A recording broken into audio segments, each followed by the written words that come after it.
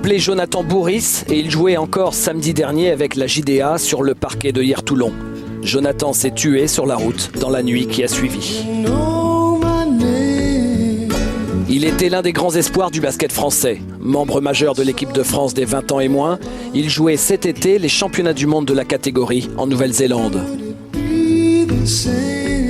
Meilleur marqueur du championnat de France Espoir, il représentait l'avenir de la JDA.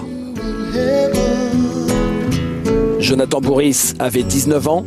Ce soir, son club, la ville de Dijon et tout le basket français pensent à lui.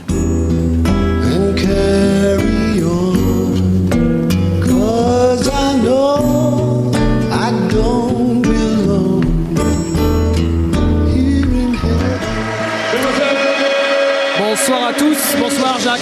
Bonsoir David. Match forcément très spécial avec ce drame qui a touché le club de Dijon et tout le basket français, mais un match qu'il va falloir jouer quand même entre deux leaders surprises de ce championnat de France Pro A. Regardez le classement.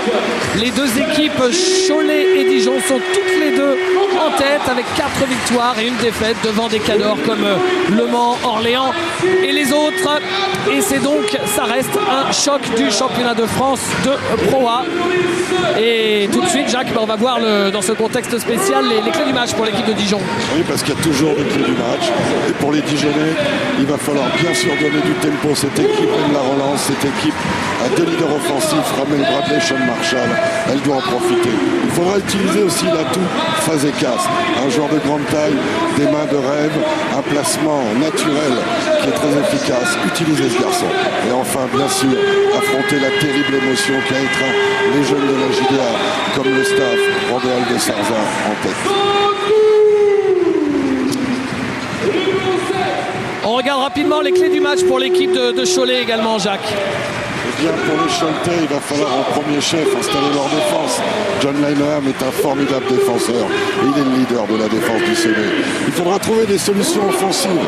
Ils sont restés secs face à le chorale de Jean-Denis Choulet. Fabien Causer, Antoine Robinson auront ce rôle. Et enfin, il va falloir limiter les pertes de balles. Inutile de vous dire qu'avec 19 pertes de balles par match, Herman Kunter doit être parfois chafouin. La présentation des équipes est terminée.